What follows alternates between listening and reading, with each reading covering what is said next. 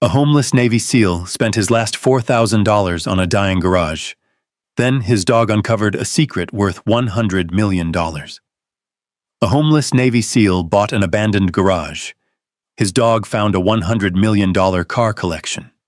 In a frozen Colorado mountain town, former Navy SEAL Mason Reed had nothing left but an aging pickup truck and his loyal German Shepherd, Shadow. But when the dog refused to stop digging beneath a forgotten garage, they uncovered a hidden underground kingdom and a decades-old secret powerful men would do anything to possess. What started as survival would become the fight of a lifetime.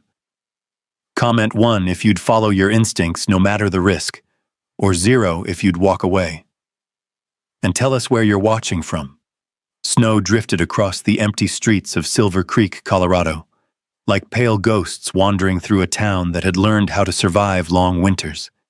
The mountains surrounding the valley stood dark and silent beneath a gray morning sky, their peaks hidden behind low clouds. Smoke curled from a handful of chimneys. A snowplow groaned somewhere in the distance. Most people were still inside their warm homes, drinking coffee and waiting for the day to begin. But Mason Reed had been awake for hours. His eyes snapped open before dawn. The nightmare had returned. Again. For a few seconds he couldn't breathe. The darkness around him felt too familiar, too close, too much like another place, another time. His pulse hammered in his ears. His hands instinctively searched for a rifle that wasn't there. Then he felt something warm press against his arm. A wet nose. A familiar weight. Shadow. The German Shepherd sat beside him in the darkness of the truck cab, watching him with calm brown eyes. Mason slowly exhaled. "It's okay, buddy," he whispered. The dog remained still, steady, present, the way he always was. Outside, snow tapped softly against the windshield of the old Ford pickup. The truck wasn't much to look at. Rust crept along the wheel wells. The heater worked only when it felt like it. The driver's seat had a tear patched together with duct tape. But for the past 11 months, it had been home. Mason rubbed his face and checked the dashboard clock. 4:17 a.m. Another night with almost no sleep. Another morning waking up exhausted. He opened the truck door. Cold mountain air rushed inside. Shadow jumped out first and landed in the snow. Mason followed. The abandoned lumber yard where he parked stretched behind him, quiet and forgotten. Old buildings stood crooked beneath layers of snow. Stacks of weathered timber sat buried under white drifts. Nobody came here anymore. That was why he liked it. Nobody asked questions. Nobody stared. Nobody recognized him. Mason walked toward the edge of the property while Shadow trotted beside him. The town lights glowed faintly below. Silver Creek wasn't a big place. A few thousand people. One diner, one grocery store, one gas station. A place where everyone knew everyone, or at least they used to. These days, Mason wasn't sure anybody knew him at all. Maybe that was easier. He stood quietly as dawn slowly painted the mountains blue. Years ago, mornings looked different. Years ago, he had purpose. Mission briefings, schedules, brothers beside him, a reason to get up. Now there was only survival. The wind swept across the valley. Mason shoved his hands into his jacket pockets. Shadow leaned gently against his leg. The dog seemed to know exactly when the memories became too heavy. He always did. The two of them had been together for nearly 7 years. 3 combat deployments, hundreds of patrols, more close calls than Mason could count. When Mason left the military, Shadow retired too. Most people saw a dog. Mason saw family, the only family he had left. His parents had passed away years earlier. His marriage hadn't survived the long deployments and the nightmares that followed. The friends he still had were scattered across the country, fighting battles of their own. But Shadow remained. Always. No matter how bad things became. The sun finally climbed above the mountains. The town began to wake. Mason climbed back into the truck. They headed toward Main Street. The diner sat near the center of town beneath a faded sign that read Millie's Cafe. Inside, warmth wrapped around him immediately. Coffee smelled stronger than anything else. A few ranchers sat at the counter discussing weather. An older couple shared breakfast near the window. Nobody paid much attention to him. Mason preferred it that way. "Morning, Mason?" called Millie from behind the register. He nodded. "Morning." "The usual, please." A few minutes later, she brought him coffee and eggs. She always added extra toast. She never charged him for it. Neither of them mentioned it. Pride was a delicate thing, especially for men like Mason. Shadow settled beside the booth. Several regular customers greeted the dog. Nobody greeted Mason. Not because they disliked him. They simply didn't know what to say. Veterans made people uncomfortable sometimes, especially broken ones. Mason ate slowly. His gaze drifted toward the television mounted above the counter. A local news station played quietly. County announcements scrolled along the bottom of the screen. One line caught his attention. County surplus auction Saturday. Properties available. Mason looked away, then looked back. Something about it lingered in his mind. Later that morning, he walked toward the county administration building. Snow crunched beneath his boots. Shadow moved beside him. The bulletin board near the entrance displayed auction notices. Most were old storage lots, unused land, vacant structures. Then Mason saw it. One photograph. A neglected garage. The building stood alone against a backdrop of pine-covered hills. The caption read, "Property number 17, Black Pine Road. Former automotive repair facility. Issaquah. As condition county minimum bid, $4,000. Mason stared at the image. Something about it felt familiar. Not the building itself. The feeling. A place abandoned by everyone else. A place people had written off. He understood that feeling. The garage looked weather-beaten, forgotten. Still standing anyway. A county employee approached. "You interested in that one?" Mason glanced up. "Maybe." The man shrugged. "Nobody else is." "Why?" "Too remote. Needs work. Probably more trouble than it's worth." Mason nodded. The employee chuckled.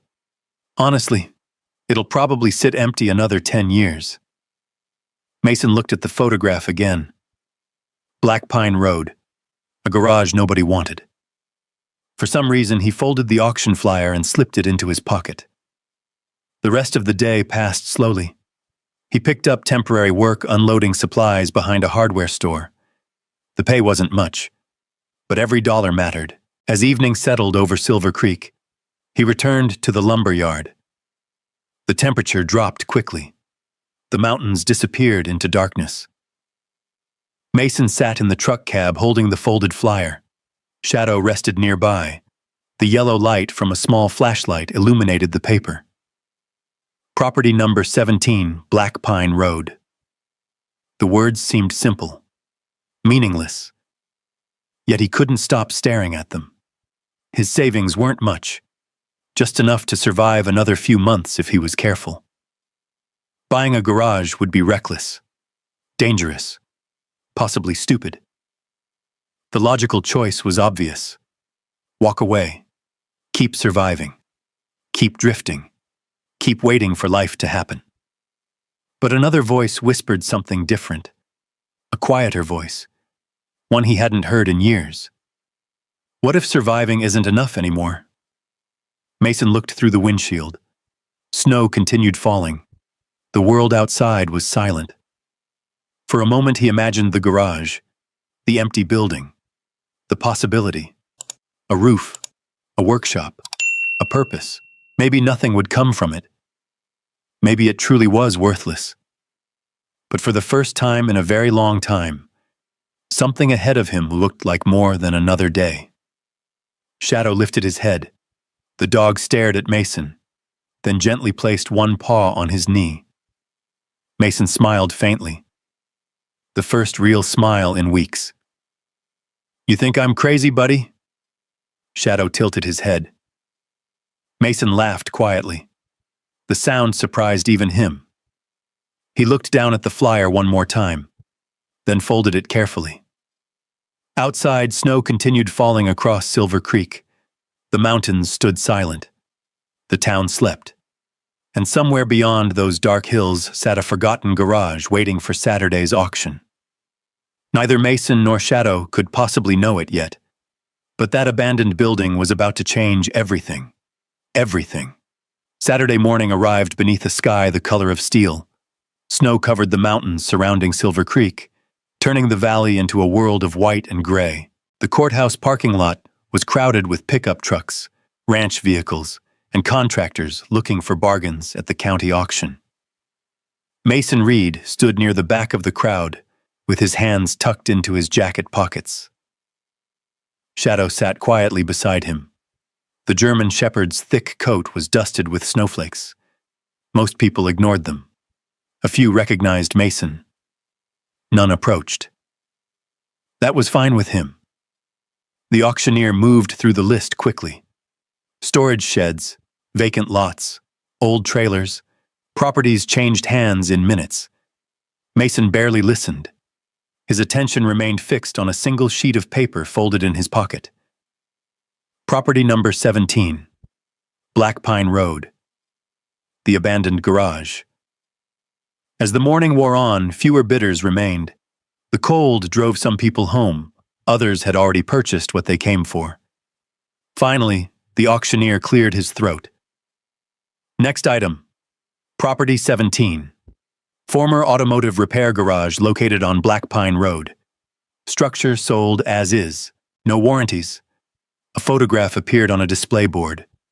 The same building Mason had studied all week. Weathered siding, rusting roof, faded sign. Forgotten. The auctioneer looked around. Opening bid, $4,000. Silence. A gust of wind swept through the parking lot. Nobody raised a hand. The auctioneer tried again. 4,000? Nothing. Several contractors exchanged amused glances. One man laughed quietly. That place should be bulldozed. A few others nodded. The auctioneer sighed. Any bid at all? Mason felt his pulse quicken. His savings account held almost everything he had left. Years ago, risking money had been easy. Now every dollar carried weight. Every dollar represented meals, gasoline, survival. He looked down at Shadow. The dog sat calmly beside him, watching, waiting. For some reason, Mason suddenly remembered something his old team leader used to say. Sometimes the biggest risk is standing still. Before he could second-guess himself, Mason raised his hand. I'll bid. The crowd turned. The auctioneer pointed.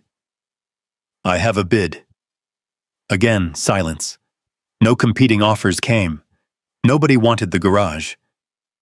30 seconds later, the auctioneer struck the gavel. Sold. Just like that. The building belonged to Mason Reed, a homeless veteran living in a truck. The thought felt ridiculous, and yet strangely hopeful. For the first time in years, he owned something, even if everyone else considered it worthless. By early afternoon, Mason and Shadow were driving north along Black Pine Road. The road wound through dense pine forests and rocky hillsides. Snow-covered branches hung over the pavement. The farther they traveled, the more isolated the landscape became. Eventually, the garage appeared through the trees. Mason slowed the truck. The building sat alone in a clearing near the base of a mountain ridge. A chain-link fence surrounded part of the property. Most of it had collapsed years ago. Tall weeds poked through snowdrifts. The faded sign above the entrance barely remained readable. Black Pine Auto Repair. The final letters had nearly disappeared. Mason parked. For several moments, he simply stared. The garage looked even worse in person. One of the front windows was broken. Paint peeled from the walls. The large bay doors sagged slightly on their tracks.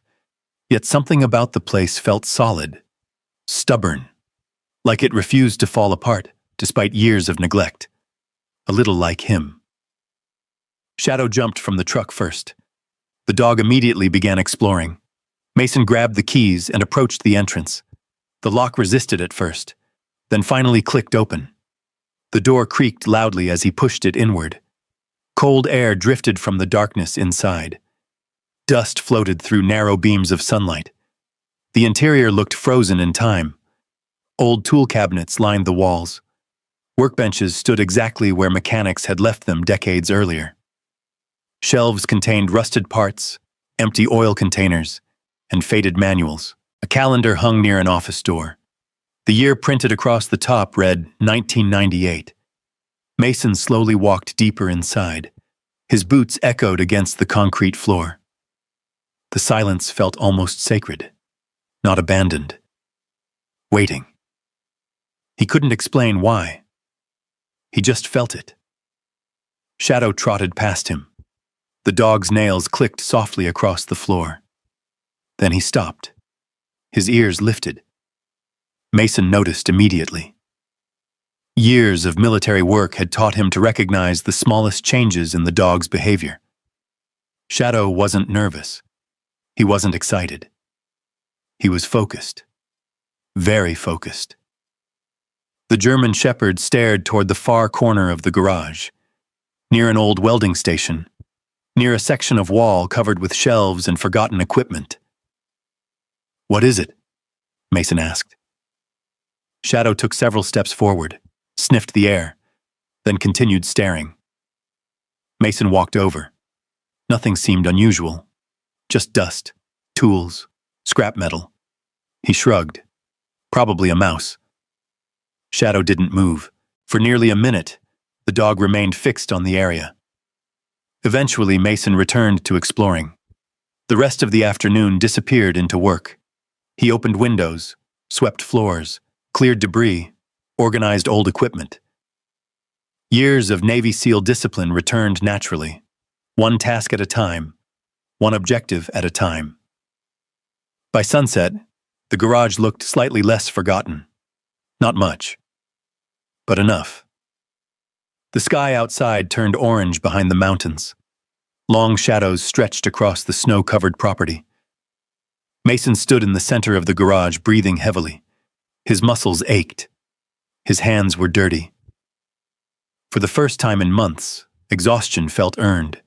Not empty, earned. A faint smile touched his face.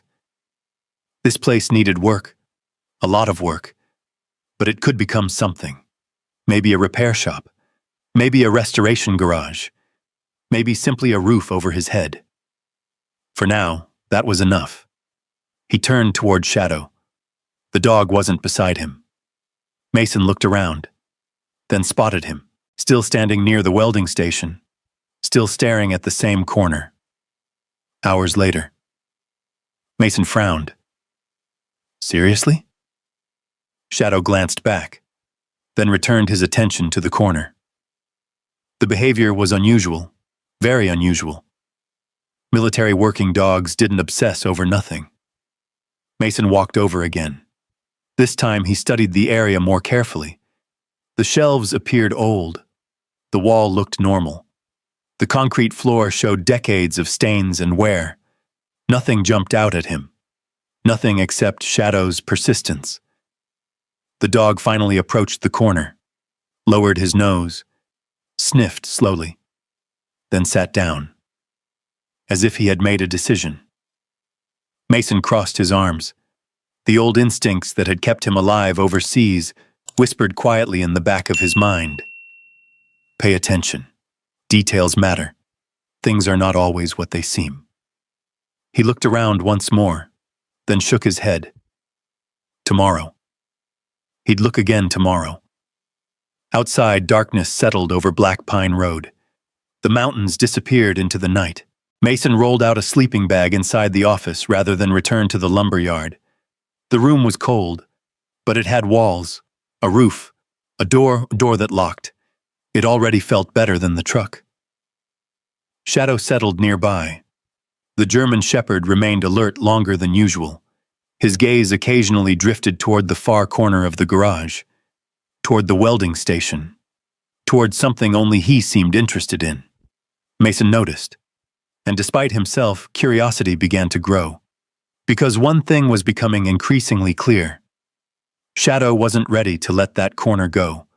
And if there was one lesson Mason had learned during 7 years beside that dog, it was that Shadow was rarely wrong. The wind rattled the garage windows sometime after midnight. Mason woke instantly. Not from a nightmare. Not this time. From silence. A strange kind of silence. The kind that made his military instincts sit upright before his eyes even opened. The old office was dark except for a thin strip of moonlight slipping through the blinds. Snow reflected pale light outside. For a moment, he lay still, listening. Shadow wasn't beside the sleeping bag. That immediately got his attention. Mason sat up. His joints ached from the previous day's work. The office felt colder now. He slipped on his boots and stepped into the garage. The vast building sat beneath layers of darkness and shadows. Moonlight filtered through dirty windows. The place felt larger at night. Older. Almost alive. Then he spotted Shadow. The German Shepherd stood exactly where he'd been standing earlier. Near the welding station. Near the corner. His ears were forward. His posture rigid. Watching. Waiting. Mason walked toward him. "What is it, buddy?" Shadow looked briefly at him, then lowered his nose toward the floor. Mason crouched. The concrete appeared unchanged. Oil stains, dust, decades of wear. Nothing unusual. Yet the dog remained fixed on the spot. After another minute, Mason finally sighed. Tomorrow. Shadow didn't seem convinced. Neither was Mason. But exhaustion eventually won. The next morning dawned bright and cold. Sunlight poured through the garage windows. The mountains surrounding Black Pine Road looked sharp and clear beneath fresh snow. Mason brewed coffee using an old camp stove. Shadow sat nearby, watching him, watching the corner, watching both. The behavior had gone beyond curiosity. Something was bothering the dog. Something specific. After breakfast, Mason decided to investigate properly. Years in special operations had trained him to trust observation over assumptions. If Shadow kept returning to the same location, there had to be a reason. He moved shelves away from the wall, dragged old equipment aside, swept years of dust from the floor. Nothing. The concrete beneath appeared ordinary. Still, Shadow remained focused. Mason studied the area more carefully. Then something caught his eye. A faint difference in coloration. Barely noticeable. A slightly darker section of concrete near the corner. Most people would never have seen it. But Mason had spent years searching for hidden doors, concealed compartments, and improvised threats. Tiny irregularities mattered. He knelt down, ran his fingers across the surface. The texture changed slightly. Interesting. Very interesting. He grabbed a hammer from a nearby toolbox, then tapped lightly across the floor. Tap, tap, tap, solid, tap, tap, tap, solid, then thunk. Mason stopped. His eyes narrowed. He struck again, thunk. Different. Definitely different. The sound wasn't solid concrete. It was hollow. Shadow immediately stood. His tail lifted. Mason felt a chill run through him. The kind of chill that had nothing to do with weather. Now he knew. The dog wasn't imagining anything. Something existed beneath the floor. The question was what? For the next several hours, Mason worked methodically. He cleared every object from the area, measured distances, examined seams, checked the walls. Eventually, he discovered something almost invisible. A narrow metal edge buried beneath decades of grime. His pulse quickened. The shape formed a rectangle. Large. Very large. A concealed hatch. "What the hell is this place?" he whispered. Shadow sat beside him, watching, almost as if he had been waiting for Mason to catch up. The hatch appeared locked from below. Years of dust and corrosion had sealed it tightly. Mason spent the afternoon searching the garage for clues. Inside old tool cabinets, storage lockers, office drawers. Most contained nothing useful. Then he found an aging blueprint tube hidden behind a filing cabinet. Inside were faded construction drawings. Many pages were unreadable. Others had water damage. But one detail stood out. The original garage plans didn't match the existing building. A section was missing. An entire area beneath the structure wasn't shown, almost as if someone had deliberately removed it. Mason stared at the documents. Questions multiplied. Who built this place? Why hide part of the structure? What was underneath? As afternoon sunlight faded, snow began falling again. The garage grew darker.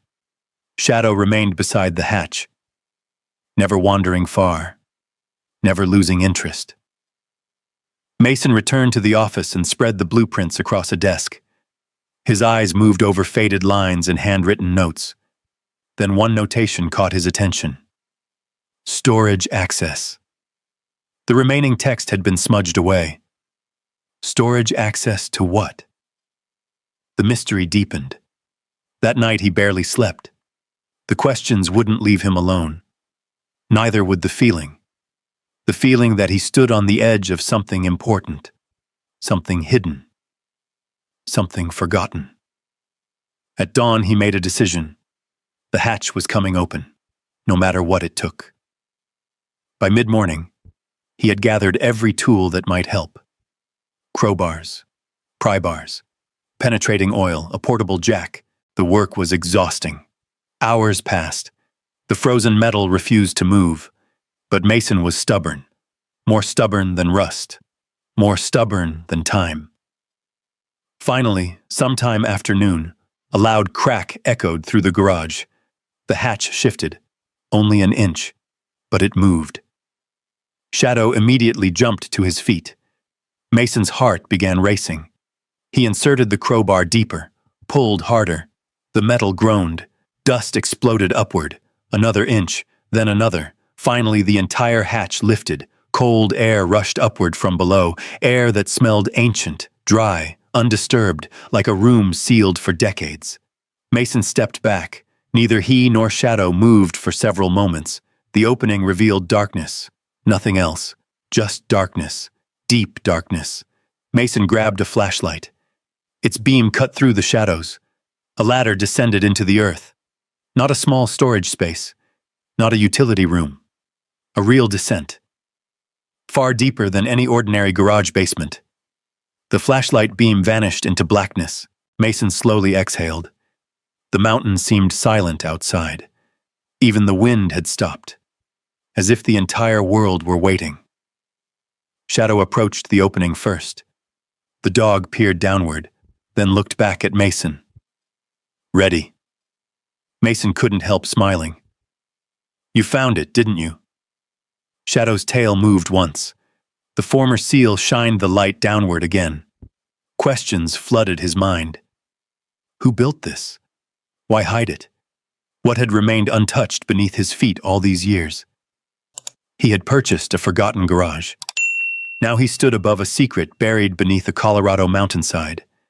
And every instinct he possessed told him that once he climbed down that ladder, nothing in his life would ever be the same again.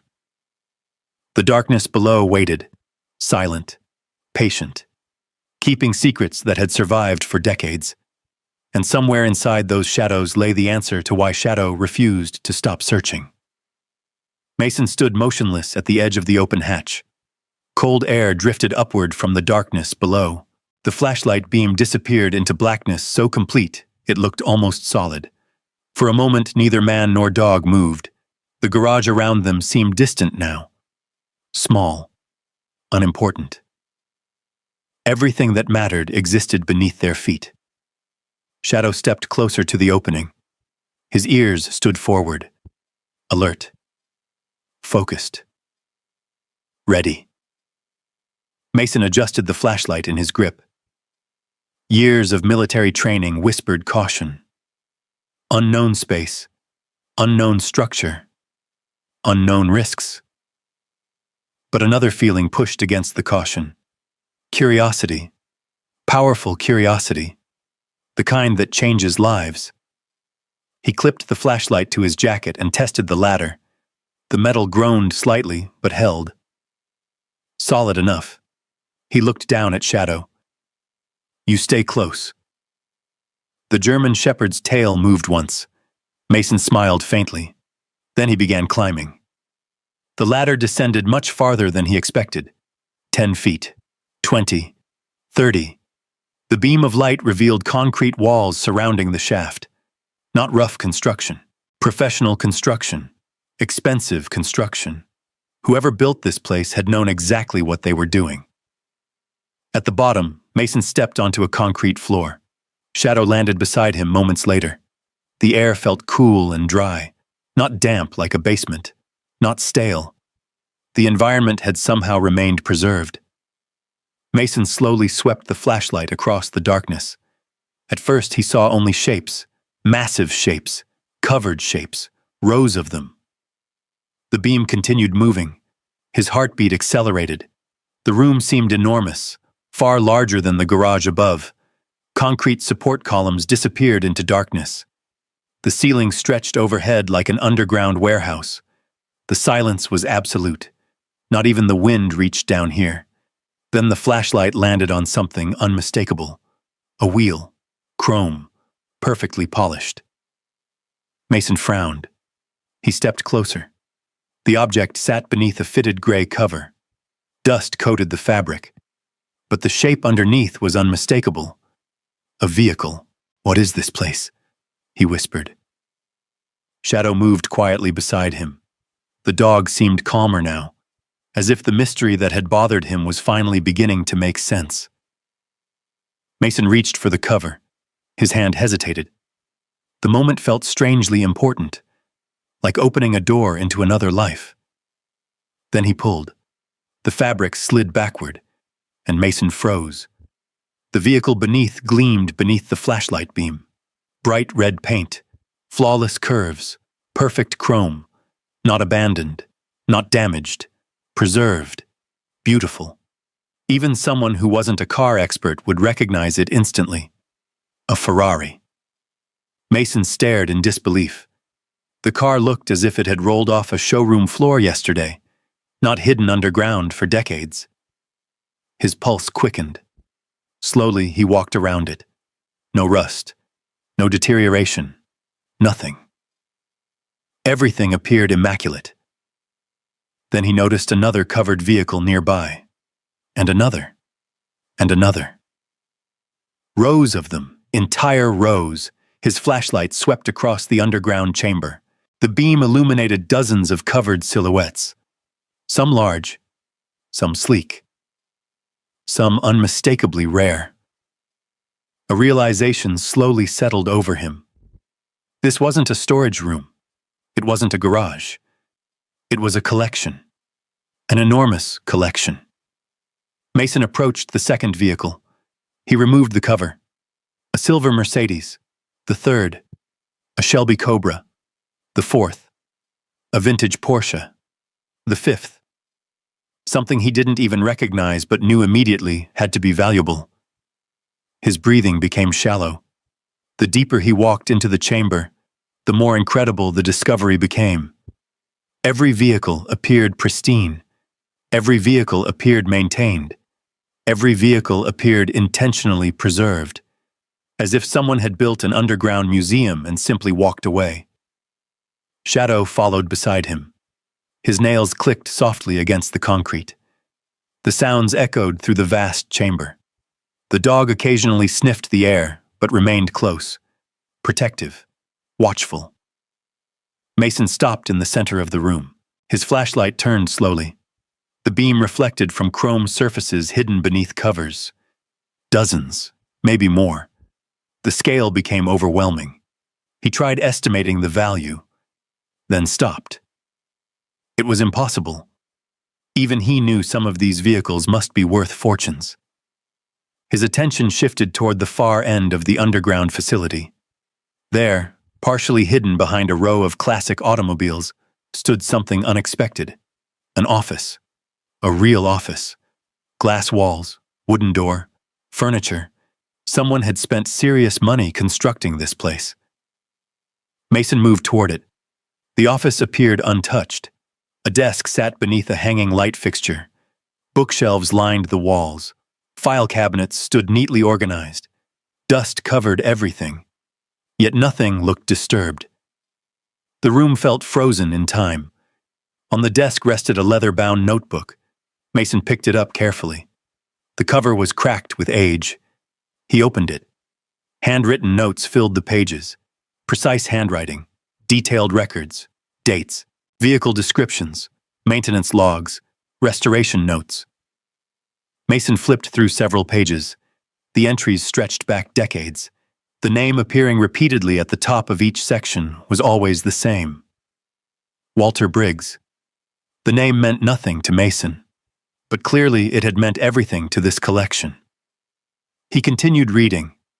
The entries described engine rebuilds, rare acquisitions, parts searches, restoration projects, years of work, thousands of hours, a lifetime devoted to automobiles.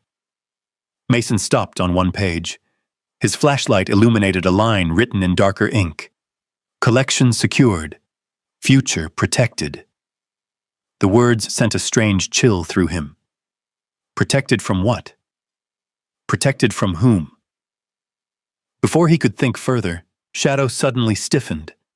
Mason looked up immediately. The German Shepherd wasn't growling, wasn't barking, just listening. The same way he had done countless times overseas, the same way he had done before danger. Mason's muscles tightened instinctively. His flashlight swept across the underground chamber. Nothing. Silence. Complete silence. After several tense moments, Shadow relaxed again. Mason exhaled. Old habits. Both of them still carried those. He sat slowly in the office chair. The reality of everything finally began settling in. Yesterday, he had been a homeless veteran sleeping in a truck. Today, he sat inside a hidden underground facility containing what appeared to be one of the greatest private automobile collections he had ever seen. The contrast felt unreal, impossible. His eyes moved across the vehicles, across the office, across the decades of work left behind by a man he had never met. Questions multiplied faster than answers. Who was Walter Briggs? Why hide this collection? Why build an underground vault beneath an isolated garage? Why leave everything behind? And perhaps the biggest question of all, how much was all of this actually worth? Mason stood and walked toward one of the nearest vehicles. A small brass plaque sat beside it. He brushed away dust. The inscription became visible. 1963 Ferrari 250 GTO, estimated value $48 million. Mason stared, then read it again. $48 million. For one car. One. His heartbeat thundered. Slowly he looked around the chamber, at the rows of vehicles, at the dozens of plaques, at the impossible collection surrounding him. A realization hit him with the force of a physical blow. The underground vault wasn't worth millions. It was worth far more. Far, far more. The poorest man in Silver Creek stood in the middle of a hidden kingdom buried beneath a mountain, a kingdom worth over $100 million. And suddenly, Mason understood something else. Discoveries like this never stay secret forever. Sooner or later, someone would come looking. The thought followed Mason Reed all the way back up the ladder. By the time he emerged into the garage, evening shadows had begun stretching across the snow-covered valley outside. The world looked exactly the same. The mountains remained silent. The wind drifted through the pine trees. The garage stood where it always had. Yet everything felt different. Mason paused beside the open hatch and looked around the building. A day earlier, it had been an abandoned property. Now it was the entrance to one of the most extraordinary discoveries imaginable. And nobody in Silver Creek knew. Not yet. Shadow climbed out beside him and shook dust from his coat. The dog seemed calmer now. The restless curiosity that had consumed him for days had finally eased. Whatever scent or instinct had drawn him to that corner, it had led them exactly where it was supposed to. Mason lowered the hatch carefully and concealed it beneath a tarp. He wasn't trying to hide the discovery forever. He simply needed time to think, time to understand what he had found, time to understand Walter Briggs. That night, snow fell steadily across Black Pine Road. The garage creaked softly as temperatures dropped. Mason sat alone inside the underground office. A battery-powered lantern illuminated the desk. Stacks of journals surrounded him. Leather-bound notebooks, folders, blueprint tubes, decades of records. The deeper he dug into Walter Briggs's life, the stranger the story became. The earliest journal entries were optimistic, almost joyful. Walter wrote about finding rare vehicles, restoring forgotten classics, searching junkyards, tracking parts across the country. The pages overflowed with passion. Mason could almost hear the excitement in the man's voice. One entry described driving across 3 states to purchase a damaged Shelby Cobra. Another detailed 6 years spent restoring a Ferrari engine. The collection hadn't been built by wealth alone. It had been built through obsession, patience, dedication, a life's work. Shadow rested beside the desk, occasionally lifting his head whenever Mason turned a page. The lantern cast long shadows across the office walls. Outside the glass windows sat rows of priceless automobiles sleeping beneath their covers. The entire underground vault felt like a hidden kingdom, frozen in time. Mason continued reading. Then the tone of the journals began changing. Gradually at first, then dramatically. The cheerful entries disappeared. The writing grew tense, cautious, suspicious. Walter began mentioning visitors, businessmen, investors, developers, people interested in buying the collection. At first he seemed flattered, then increasingly uncomfortable. One entry made Mason pause. People see value. They do not see meaning. The words felt important. Mason turned the page. Another entry. Another warning. The collection must remain hidden. There are people who would destroy it for profit. A chill moved through him. The journals no longer sounded like the writings of a collector. They sounded like the writings of a man preparing for something. Someone. The deeper Mason read, the more troubled Walter appeared. Entire pages focused on secrecy, security, trust, betrayal. Then one name appeared repeatedly. Not fully, only initials. RV. Mason frowned. The initials surfaced again and again. Meetings with RV, arguments with RV. Disagreements over ownership. Threats. The entries never explained who the person was, only that Walter no longer trusted him. Shadow suddenly raised his head. Mason instinctively looked up. The dog listened quietly, a habit formed from years of working together. After a moment, Shadow relaxed again. The garage remained silent. Snow tapped gently against distant windows. Mason returned to the journals. Hours passed. The deeper he traveled into Walter's story, the more he felt as though he knew the man. Walter Briggs wasn't merely preserving cars. He believed he was preserving history. One journal described every vehicle as a chapter in America's story. Another described restoration work as a way of honoring the people who built them. The collection wasn't about money. It was about legacy. And somebody wanted it badly. Near midnight, Mason discovered a smaller notebook hidden inside a desk drawer. Unlike the others, this one contained no restoration notes, no technical records, only personal entries.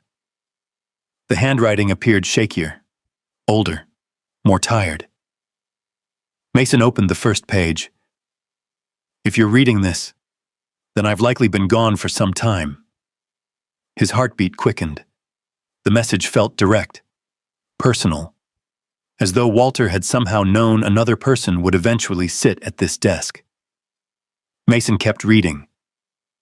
I've spent 40 years building this collection, not because I wanted wealth, but because I feared what would happen if these machines disappeared forever. The next pages revealed more. Walter never married, never had children. The collection had become his family, his purpose, his life's mission. Then came the part that changed everything. RV says I'm foolish for hiding it. He believes money should decide its future. He believes everything has a price. I disagree. Mason leaned back slowly. Again the initials, again the warning, again the conflict. Who was RV? The answer remained frustratingly out of reach. Several pages later, Walter's tone became darker, more urgent. I made a mistake trusting him. Now he believes the collection belongs to him. He doesn't understand. It never will. A cold sensation settled in Mason's stomach. Whatever had happened between Walter and RV, it clearly hadn't ended well. The final pages became increasingly fragmented, sentences cut short, ideas abandoned. The handwriting deteriorated. One entry contained only a single line. If anything happens to me, the collection must survive. Another. The future matters more than ownership. Then finally, the last complete entry. Mason read it twice, then a third time. I fear they will come sooner than expected. If they find this place, they will sell everything. The history, the craftsmanship, the story. Gone. All of it. If you're reading this, protect it. Please. The entry ended there. No signature. No date. Nothing else. The remaining pages were blank. Mason stared at them for a long time. The silence felt heavier now. Walter Briggs no longer seemed like a mysterious collector. He felt human. A lonely man who had spent decades protecting something he loved. A man who had become increasingly frightened near the end of his life. A man who apparently believed danger was coming. Mason closed the notebook. His thoughts drifted toward his own past, toward teammates who never came home, toward missions that ended badly, toward promises left unfinished, purpose, legacy, responsibility. Those words meant something to him, more than money ever could. Shadow rose and approached the office window. The dog stared into the darkness beyond the rows of cars, watching, listening, waiting. Mason followed his gaze. The vast underground chamber stretched into shadows. Hundreds of millions of dollars in history surrounded them. Yet the collection itself no longer felt like the biggest mystery. Walter Briggs was the mystery. Who was RV? Why had Walter become so afraid? And most importantly, what exactly had happened to him? As Mason stood there, another realization slowly formed. Discovering the collection was only the beginning. The real story was just starting. And somewhere in Silver Creek, or perhaps far beyond it, the answers were still waiting. The next morning dawned bright and cold. Fresh snow sparkled across the valley like scattered diamonds beneath the Colorado sun. For most people in Silver Creek, it was simply another winter morning. For Mason Reed, it felt like the beginning of something dangerous. He stood outside the garage holding a steaming cup of coffee. Shadow sat nearby, watching the tree line. The German Shepherd seemed unusually alert. More alert than usual. Mason had noticed it since discovering the underground vault. Almost as though Shadow understood what existed beneath them. As though the dog knew the secret needed protecting. Mason looked toward the mountains. The discovery still felt unreal. Part of him wondered if he had imagined it. Then he remembered the rows of cars, the journals, Walter Briggs, the hidden kingdom beneath his feet. No. It was real. Every bit of it. The problem was figuring out what came next. He couldn't simply pretend the collection didn't exist. At the same time, announcing it to the world felt reckless.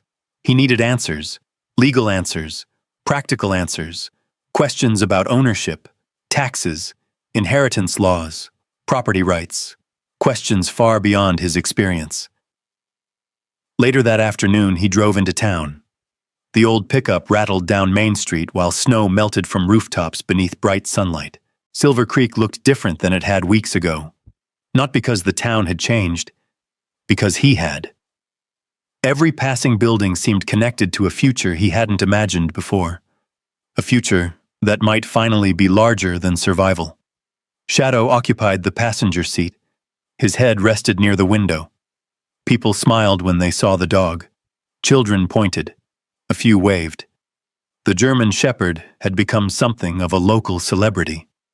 Mason parked near the county records office. The building stood beside the courthouse. A simple brick structure with a flag fluttering overhead. Inside, the warmth smelled faintly of paper and coffee. He spent nearly 2 hours researching property records. Walter Briggs's name appeared repeatedly. Garage permits, land transfers, tax documents, maintenance filings.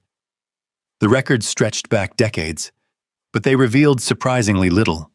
Walter had lived quietly, worked alone, avoided attention. The perfect man to hide a secret.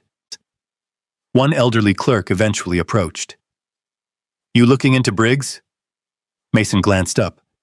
"Maybe." The woman smiled. "Haven't heard that name in years." "You knew him?" "Everybody knew him." She leaned against the counter. "Strange man, brilliant mechanic, kept to himself. What happened to him?" The woman's expression softened. "He passed away nearly 15 years ago." Mason frowned. "No family?" She shook her head. "None that anyone knew about." "Interesting. Very interesting." The woman hesitated, then added something unexpected. "Although there was one man always hanging around near the end." Mason immediately paid attention. "Who?" The clerk thought for a moment. "Developer from Denver, I think." "Name?" Her eyes narrowed as she searched her memory. Then she snapped her fingers. "Vance." Mason felt a small chill. Vance. The initials from the journals surfaced instantly. R.V. Russell. Vance? Could it really be that simple? The woman nodded. Russell Vance. That's it. Mason thanked her and left. Outside, cold wind swept through town. His thoughts raced. The coincidence felt too strong, too precise. Walter's journals repeatedly mentioned someone identified only as now records connected Walter Briggs to a man named Russell Vance, a man who still lived, a man who apparently remained wealthy and influential. The puzzle pieces were beginning to align. Unfortunately, the answers arrived much sooner than Mason expected. Because when he returned to Black Pine Road that evening, he found a black luxury SUV parked outside the garage. Mason immediately slowed the truck. His instincts activated. Shadow noticed it too. The dog sat upright instantly, focused, alert, watching. A tall man stood near the garage entrance, expensive overcoat, silver hair, confident posture, the kind of confidence money often creates. As Mason parked, the man smiled warmly, too warmly. Mr. Reed? Mason stepped from the truck. Who's asking? The man extended a hand. Russell Vance. The name hit like a warning bell. Mason shook his hand carefully.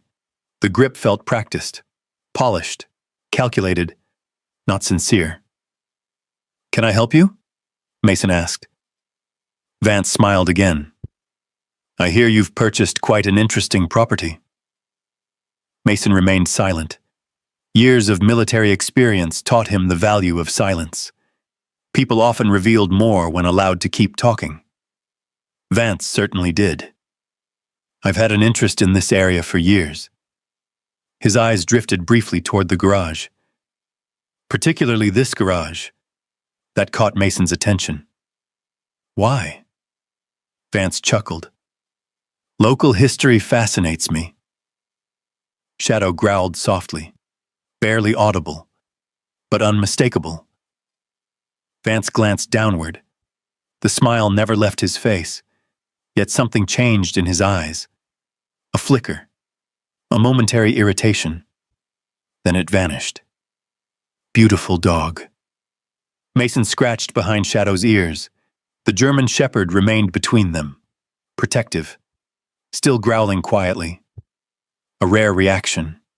Shadow normally liked people. The dog disliked this man immediately. That mattered. Mason trusted Shadow's judgment, perhaps more than his own. Vance casually reached into his coat pocket. He produced a business card. Would you consider selling the property? The question arrived far too quickly. Mason took the card, looked at it, then looked back up. Not really. Everyone has a number. No. Vance's smile tightened slightly. Perhaps you should hear my offer first. Mason folded the card, slipped it into his pocket. I'm listening. The developer's eyes gleamed. $1 million. Silence settled between them. Even the wind seemed to pause. $1 million. The number should have been life-changing. It should have stunned him. Months earlier, Mason would have accepted before Vance finished speaking. Now something felt wrong. Very wrong. $1 million was a huge amount of money. But not if someone knew about the collection. Not if someone understood what was hidden underground. And suddenly Mason understood something important. Russell Vance wasn't buying a garage. He was buying access. Buying secrecy. Buying control. Shadow's growl deepened. Vance glanced at the dog again. This time the irritation became harder to hide. Mason noticed. The pieces continued falling into place. You seem awfully interested in this property. Vance laughed softly. Business opportunity. No. Mason met his eyes. Something else. The smile faded completely. Only for a second. But it was enough. Mason saw it. The mask slipping. The real man underneath. Cold. Patient. Determined. Then the smile returned. Perfectly polished. Perfectly false. Think about the offer, Vance said. He turned toward the SUV. Before climbing inside, he paused. Mr. Reed. Mason waited. Some opportunities only come once. The words sounded friendly, yet something beneath them felt very different, almost like a warning. Then Vance drove away. The black SUV disappeared down Black Pine Road. Snow swirled behind it. Mason stood motionless. Shadow remained beside him, watching until the vehicle vanished completely. Only then did the dog relax slightly. Mason looked toward the garage, toward the hidden vault beneath it, toward Walter Briggs's journals, toward the repeated warnings, the collection, the secrecy, the fear, the initials, RV. For the first time, Walter Briggs's concerns felt real, very real. And now Mason faced a difficult truth. If Russell Vance had found him this quickly, others might not be far behind. That realization stayed with Mason Reed throughout the following week. Winter tightened its grip on Silver Creek. Snowstorms rolled through the mountains one after another. The forests surrounding Black Pine Road became silent seas of white. The garage stood alone against the weather, isolated beneath dark pines and towering ridgelines. Yet for the first time since buying the property, Mason no longer felt alone. He felt watched. Not constantly, not obviously. Just enough. A vehicle parked too long at a distant overlook. A pair of tire tracks appearing near the property line. Questions from strangers in town. Small things. The kind most people ignored. the kind Mason had been trained to notice. The former SEAL trusted his instincts, and his instincts were growing louder every day. Shadow noticed it too. The German Shepherd had become increasingly protective. His patrols around the property grew longer. His ears remained alert. His attention rarely drifted. One afternoon, Mason was repairing a broken window frame when Shadow suddenly froze. The dog stared toward the road. Mason followed his gaze. A dark SUV sat briefly near the entrance, far enough away to seem casual, close enough to observe. After several seconds, it drove away.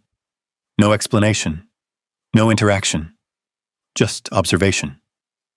Mason watched until it disappeared. The knot in his stomach tightened. That evening, he called the number on Russell Vance's business card. The developer answered immediately, almost as if he had been expecting the call. "Mr. Reed, you seem very interested in my garage." A short pause, then a smooth chuckle. "I'm interested in opportunities. You've been watching the property." "No." The answer came too quickly, too cleanly. Mason recognized rehearsed dishonesty, the same way he once recognized danger. The conversation ended politely, yet neither man believed the other. After hanging up, Mason sat quietly inside the underground office. Walter Briggs's journals lay spread across the desk. The lantern cast warm light across old pages. Shadow rested nearby. Outside the office windows, rows of priceless automobiles slept beneath their covers. A hidden kingdom, a secret worth protecting. Mason turned another page. One passage immediately caught his attention. "If they ever discover the entrance, they'll come at night." The words made him stop. He read them again. Then a third time. Walter had written those words years before his death. The sentence felt less like a journal entry and more like a warning. Mason looked toward the office door, toward the underground chamber beyond, toward the ladder leading back to the garage. The feeling returned, that quiet pressure in his chest. Something was coming. He just didn't know when. The answer arrived 3 nights later. Snow fell heavily across Black Pine Road. Wind howled through the trees. Visibility had dropped to almost nothing. The storm transformed the mountains into a world of darkness and white shadows. Most people in Silver Creek stayed indoors. The roads were nearly empty. Shortly after midnight, Mason woke suddenly. His eyes opened instantly. No nightmare, no flashback. Just instinct. Years of training. The same invisible alarm that had saved his life countless times. For several seconds, he remained still, listening. The garage was dark, the office silent. Then he noticed something. Shadow wasn't sleeping. The German Shepherd stood near the office doorway. Rigid, focused, listening. Every muscle in the dog's body looked tense. Mason quietly sat up. His pulse accelerated. "What is it?" he whispered. Shadow's ears remained fixed toward the main garage. Then came the sound. Faint. Metal. Barely audible beneath the wind. Someone was outside. Mason moved immediately. His military instincts took over. Calm. Controlled. Focused. He switched off the lantern. Darkness swallowed the office. Then he quietly climbed toward the garage above. Shadow remained directly beside him. The storm masked many sounds, but not all. Once inside the garage, Mason heard it again. A metallic clink near the side entrance. Someone was attempting to force the door. His heart pounded.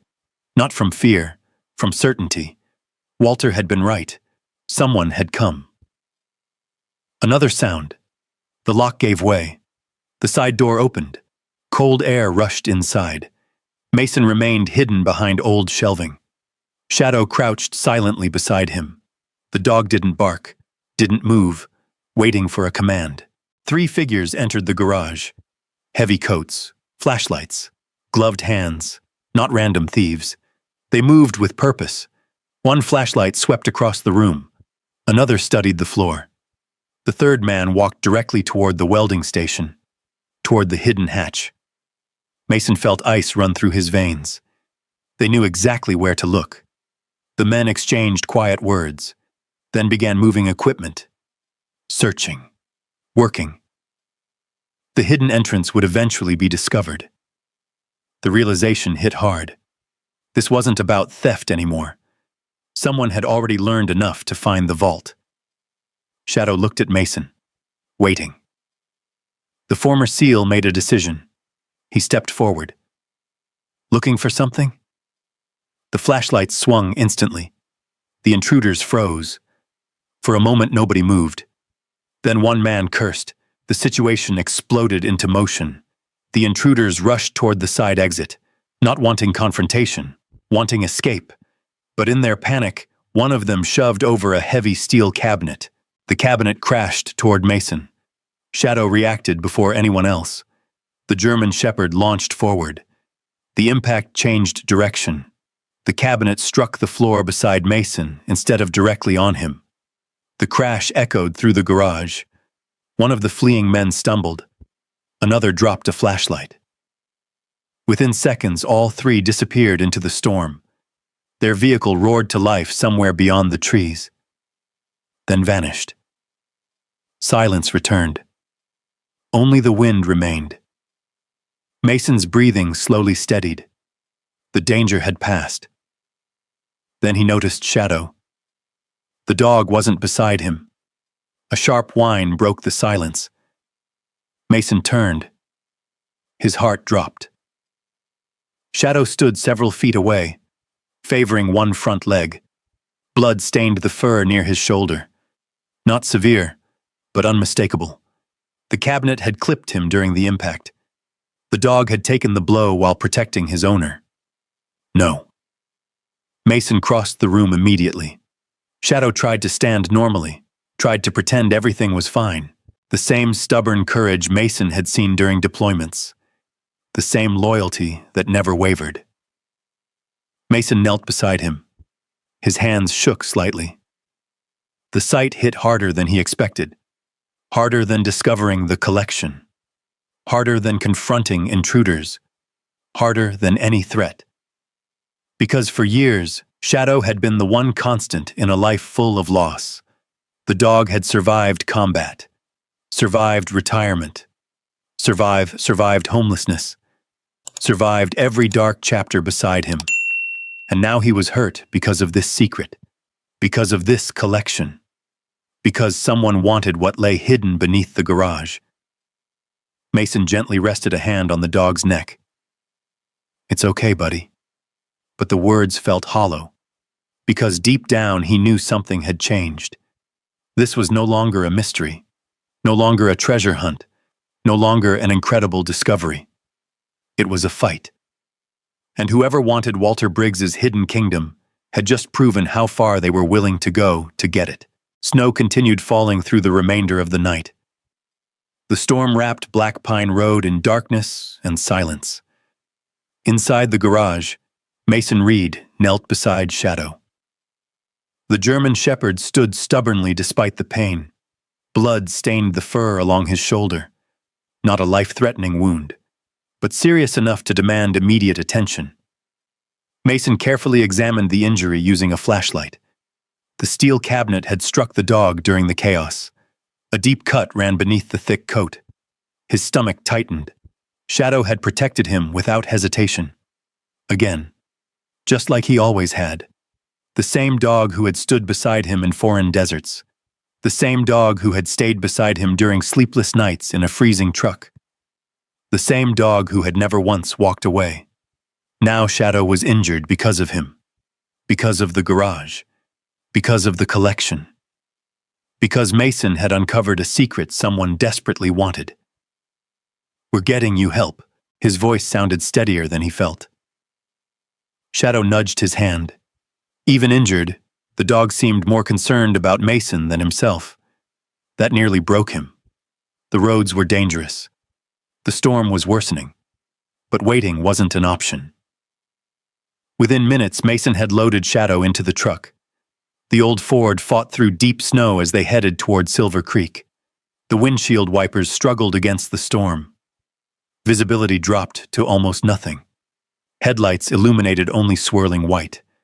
The drive felt endless. Every few minutes, Mason glanced toward the passenger seat. Shadow remained awake, watching him, always watching him, as though making sure Mason was still okay. By the time they reached town, dawn was beginning to creep over the mountains. The veterinary clinic sat near the edge of Silver Creek. A small building surrounded by snow-covered pine trees. The lights were already on. Mason carried Shadow inside. The receptionist immediately called for help. Minutes later, the dog disappeared through treatment doors, and Mason was left alone. Waiting. The waiting was the worst part. It always had been. Hospitals, medical tents, emergency rooms. Waiting brought back memories. Memories he spent years trying to outrun. The clinic waiting room sat quiet except for the ticking of a wall clock. Outside, snow continued falling. Inside, old ghosts returned. Mason leaned forward in his chair, his hands clasped together, his eyes fixed on the floor. Suddenly, he wasn't in Colorado anymore. He wasn't in Silver Creek. He wasn't sitting inside a veterinary clinic. He was somewhere else. Somewhere far away. The memory arrived without warning. Dust, heat, radio chatter, gunfire in the distance. One of his teammates smiling moments before everything changed. Mason squeezed his eyes shut. Not now. But PTSD didn't ask permission. The memory continued. Faces, voices, names, men who never made it home, men he still carried with him every day. The familiar guilt settled over him. Heavy, unwelcome, persistent. Why them?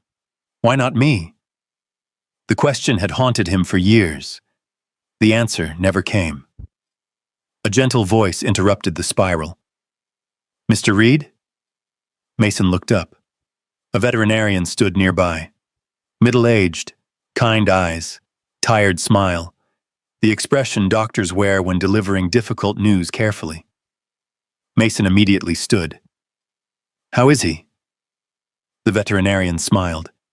He's going to be okay. Relief hit so hard Mason nearly lost his balance. His knees weakened. The room suddenly felt brighter, warmer. Breath returned to his lungs. The doctor continued. The injury looks worse than it is. He needed stitches. He'll need rest, but he'll recover. Recover.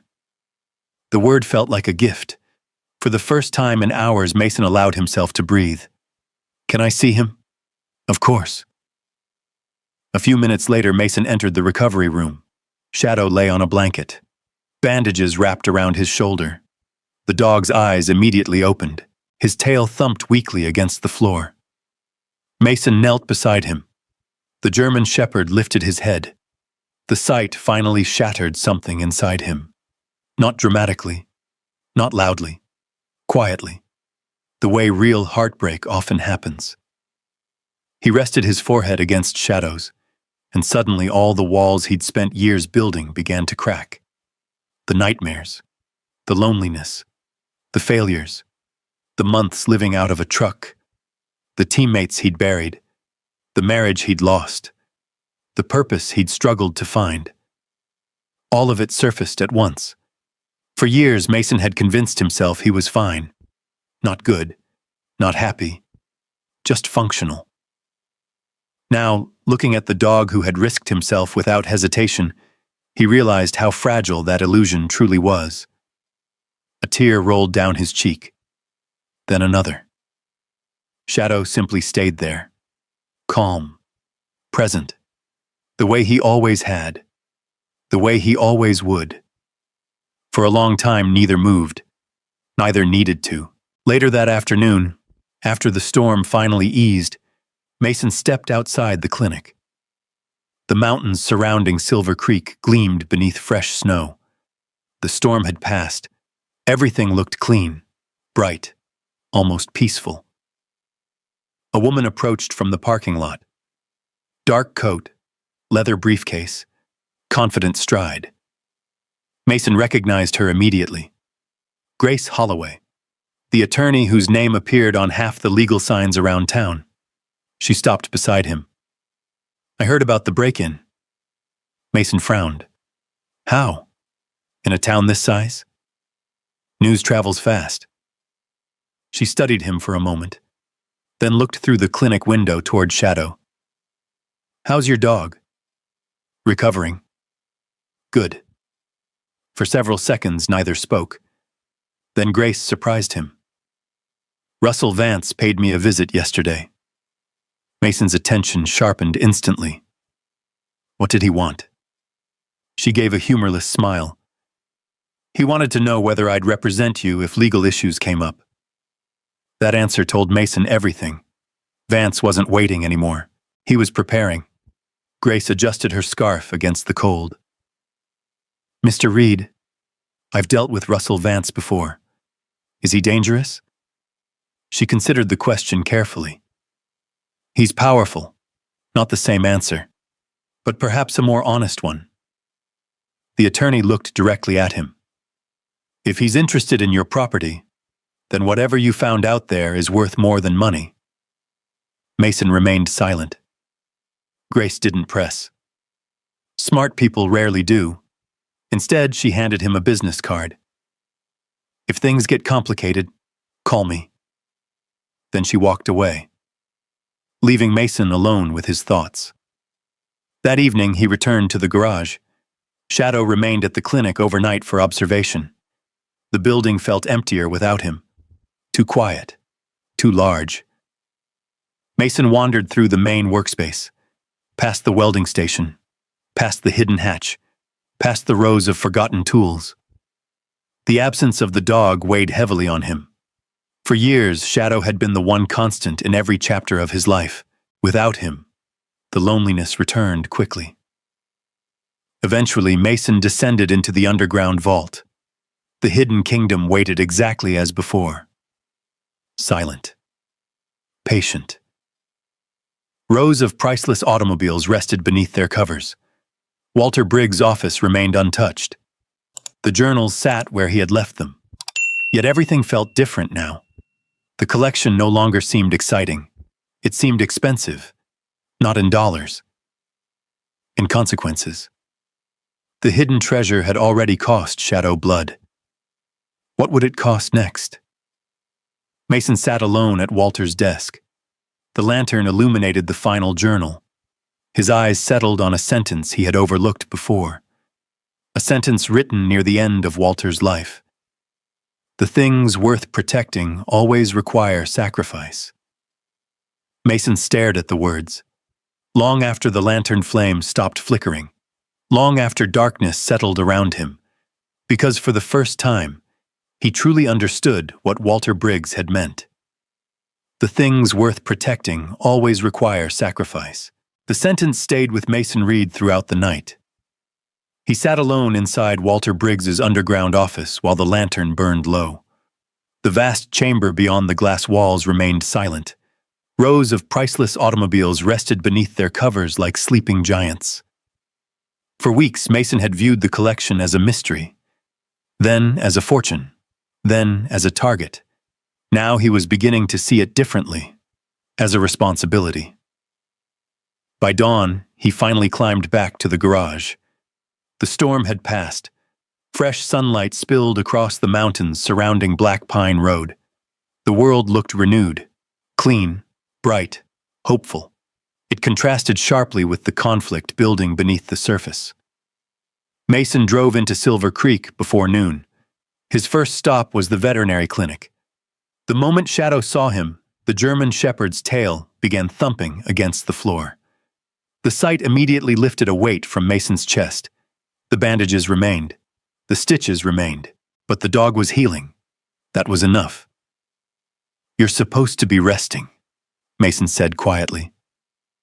Shadow ignored the advice and pushed his head against Mason's chest. The veterinarian laughed softly. "I've treated a lot of dogs," she smiled. But this one doesn't know how to quit. Mason scratched behind Shadow's ears. Neither do I. An hour later, Shadow was finally cleared to leave. The veterinarian insisted on limited activity. Shadow disagreed. Strongly. The moment they returned to the garage, the German Shepherd resumed his unofficial patrol. Slower than before, more carefully, but determined. Watching him stirred something inside Mason. Purpose. The same purpose he once felt protecting people beside teammates he trusted. That feeling had been missing for years. Now it was returning.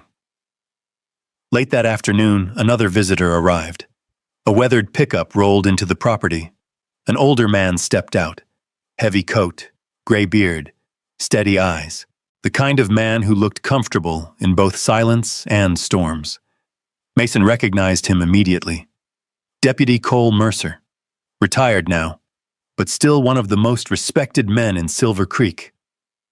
The former deputy removed his hat. Heard somebody caused trouble out here. Mason nodded. Word travels fast. Cole smiled. In this town? Faster than the internet. The two men sat outside beneath the pale winter sun. Shadow rested nearby. The old deputy listened carefully while Mason explained everything. Not the collection. Not yet. Just the break-in.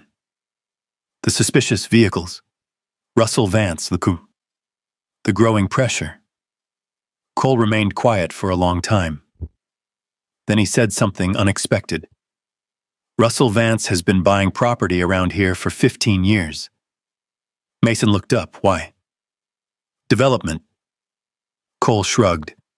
Hotels, resorts, luxury cabins. The deputy's expression darkened slightly. Not everybody's happy about it. That didn't surprise Mason. The old mountain town clearly valued its identity. Developers often valued profits. Sometimes those goals collided. Have you ever heard of Walter Briggs? Mason asked. Cole's eyes narrowed. Now there was recognition. Sure. You knew him? Knew of him? The retired deputy leaned back. Briggs was a genius with engines. His gaze drifted toward the mountains. People used to bring cars from 3 states away just to have him work on them. Interesting. Very interesting. Did he know Russell Vance? Cole's expression changed immediately. A small shift, but Mason noticed. The deputy nodded slowly, toward the end. What happened? Cole hesitated, then sighed. Depends who you ask. The answer only increased Mason's curiosity. The retired deputy stood. If you start digging into Walter Briggs, be careful what you find. Why? Cole looked toward the garage, toward the mountains, toward something only he could see. Then he quietly replied, Some old stories never stay buried. That evening, after Cole left, Mason returned underground, this time with a different objective. The journals. He needed to understand the full story. Walter Briggs hadn't hidden a $100 million collection without reason. There had to be more. Far more. The deeper he searched, the more organized Walter's records became. Folders, maps, technical drawings, restoration notes, financial statements. Everything carefully preserved. Walter had documented nearly every year of his life. Then, buried inside a locked filing cabinet, Mason discovered something new. Blueprints. Dozens of them. Not for automobiles, for buildings, community centers, training facilities, workshops, educational programs. The discovery made no sense. At first. Then Mason found another folder, and another. Soon, documents covered the desk. Detailed plans, business proposals, letters, budgets, scholarship programs, veteran support initiatives, trade schools, community restoration projects. Mason stared in disbelief. This wasn't merely a car collection. It never had been. The vehicles were only part of something much larger.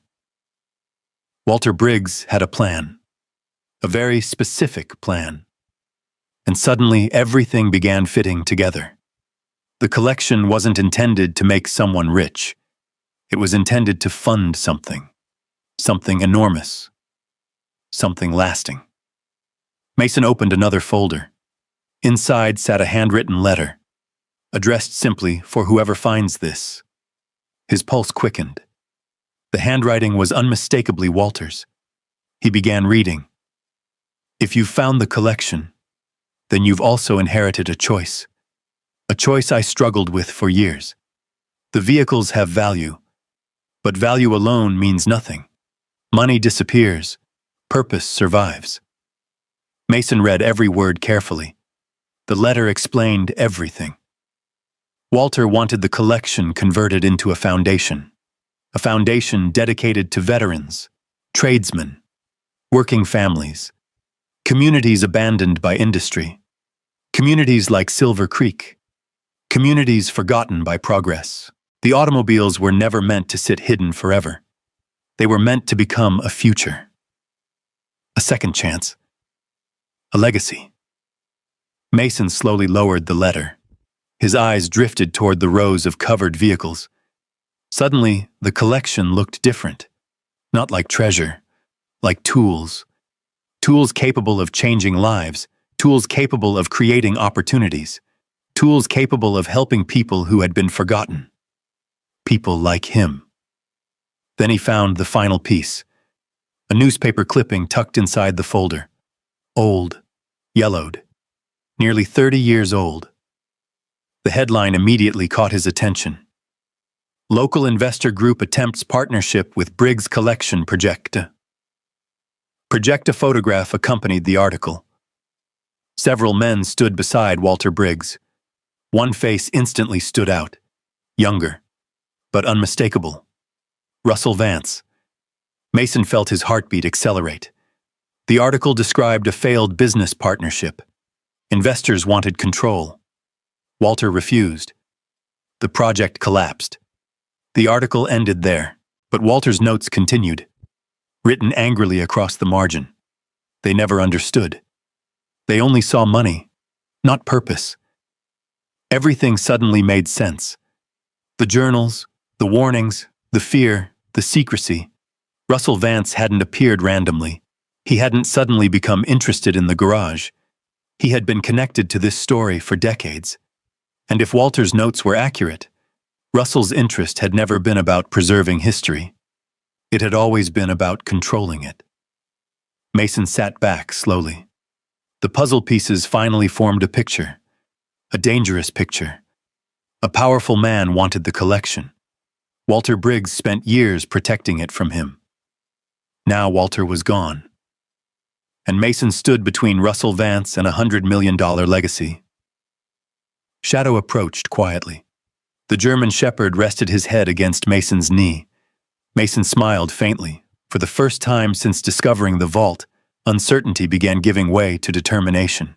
Walter Briggs had left behind more than automobiles. He had left behind a mission. And somewhere deep inside, Mason realized he was no longer trying to decide what to do. He had already decided. The collection would not become another rich man's prize, because it was never meant for one person. It was meant to help thousands. And for the first time since returning home from war, Mason Reed finally had something worth fighting for again. The feeling stayed with him through the following days. The mountains around Silver Creek seemed different somehow, not because they had changed, because he had. For years, Mason had drifted through life without direction, one day blending into the next, survival replacing purpose. Now every morning carried meaning, every decision mattered, every step felt connected to something larger than himself. Walter Briggs's vision, the future of the collection, the people it could help, the veterans who might someday find opportunity because one stubborn mechanic had refused to sell. But purpose rarely arrives without opposition. And Russell Vance wasn't finished. 3 days after discovering Walter's plans, Mason found a legal notice taped to the garage door. The paper fluttered in the winter wind. Formal language, official seals, attorneys' names, property ownership dispute. Mason read it twice, then a third time. Vance was challenging the transfer of ownership, claiming the garage sale had involved irregularities, questioning the validity of the auction, questioning the chain of title, questioning everything. A black SUV sat parked at the end of the road while Mason read. Watching. Always watching. Shadow stood beside him. The German shepherd's ears de chameau flattened slightly. The dog clearly recognized the vehicle. Mason crumpled the notice in his hand, then reached for his phone. Grace Holloway answered on the second ring. Tell me he didn't. He did. A sigh came through the speaker. Meet me in town. That afternoon, Mason sat across from Grace inside her law office. Snow drifted outside the windows. The attorney studied the legal notice carefully. Not surprised. Not worried. Just focused. He doesn't have much. Mason raised an eyebrow. Then why file it? Grace leaned back. Because powerful people understand pressure. She placed the notice on her desk. He doesn't need to win immediately. He just needs to make your life difficult. Mason nodded. That sounded exactly right. The strategy wasn't legal. It was psychological. Delay, pressure, expense, exhaustion. Eventually, most people gave up, especially people without resources, especially people like Mason. Grace folded her hands. The problem is we need stronger evidence. We already have Walter's journals. Good evidence. She nodded. But not enough. What would be enough? Grace thought for a moment. Something definitive. Original ownership documents, recorded statements, legal instructions, anything proving Walter's intentions beyond doubt. Mason immediately thought of the underground office, the hidden files, the locked cabinets. There had to be more. There had to be. That evening, he returned to Black Pine Road, determined to search every inch of Walter Briggs's kingdom. The garage stood silent beneath a pale sunset. Snow reflected gold and orange light across the valley. Shadow moved more comfortably now. The stitches remained, but the dog had recovered much of his strength. The veterinarian would not have approved of what happened next. The German shepherd immediately resumed investigating the underground vault. Room by room, wall by wall, as if he sensed something remained hidden. Mason spent hours searching. Cabinets, shelves, drawers, storage rooms, the office. Nothing. Midnight arrived, then 1 o'clock. Frustration slowly replaced optimism. Maybe Grace was wrong. Maybe Walter had left nothing else. Maybe the journals were all that remained. Then Shadow stopped. The dog stood near the rear wall of the underground office, perfectly still. Mason looked up. The behavior felt familiar. Very familiar. It was the same posture, the same focus, the same determination, the exact behavior that had led them to the hatch beneath the garage floor. What is it? Shadow moved closer to the wall, sniffed, paused, then looked directly at Mason. The former SEAL smiled despite himself. You found something again, didn't you? Shadow placed one paw against the wooden paneling. Once, twice, then waited. Mason stood. His pulse quickened. The office wall appeared ordinary. Bookshelves, wood paneling, nothing unusual. Yet he had learned never to ignore Shadow's instincts. The dog had already uncovered one impossible secret. Perhaps he had found another. Mason examined the wall carefully. Several minutes passed. Then he noticed it. A tiny gap, almost invisible. A faint seam hidden between two wooden panels. His heartbeat accelerated. He pressed against it. Nothing. Then he searched nearby. Eventually, his fingers found a small brass latch hidden behind a shelf. The mechanism clicked. A section of wall shifted inward. Mason stepped back. Another hidden compartment. Another secret. The panel opened slowly. Inside sat a narrow room barely larger than a closet. Dust covered everything. No one had entered in years, perhaps decades. A small desk occupied the center. Several metal lockboxes rested on shelves, and mounted to one wall sat an old recording device. Mason stared. Walter Briggs had hidden an entire room inside his hidden office. The discovery felt surreal. Shadow entered first. The dog inspected the space briefly, then sat down. Mission accomplished. Again. Mason opened the nearest lockbox.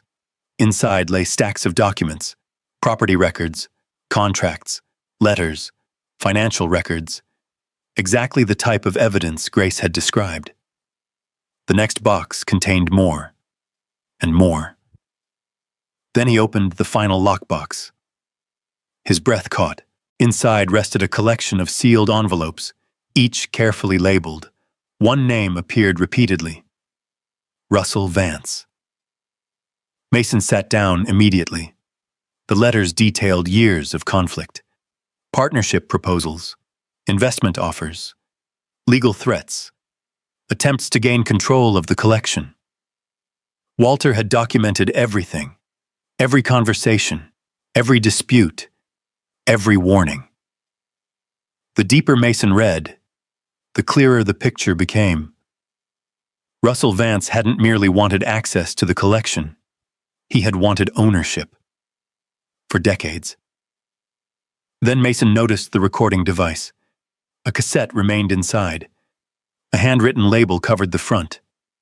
If necessary. The words immediately caught his attention. With shaking hands, Mason connected power to the machine. The tape whirred softly. Static filled the room. Then a voice emerged. Old. Tired. Steady. Walter Briggs. If you're hearing this recording, then events unfolded exactly as I feared. Mason froze. The dead man's voice echoed through the hidden chamber. Walter continued. I am making this statement voluntarily and under no pressure.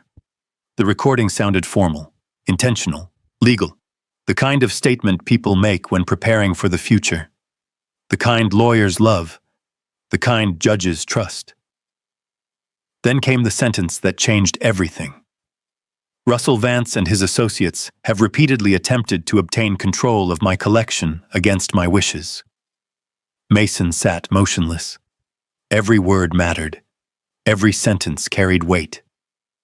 Walter calmly described years of pressure, manipulation, threats, attempts to force a sale. Then came the final declaration. My collection shall never belong to Russell Vance, his family, or any business entity connected to him. Silence followed. Then the recording ended. The tape clicked softly. Nothing more. Mason stared at the machine. His heart pounded. Walter Briggs had just reached across time and handed him exactly what he needed. Proof. Real proof. Not suspicion. Not theory. Evidence. The kind that changes courtrooms. The kind that destroys lies. The kind that powerful people fear. Shadow approached quietly. The German shepherd rested his head against Mason's arm. Mason smiled.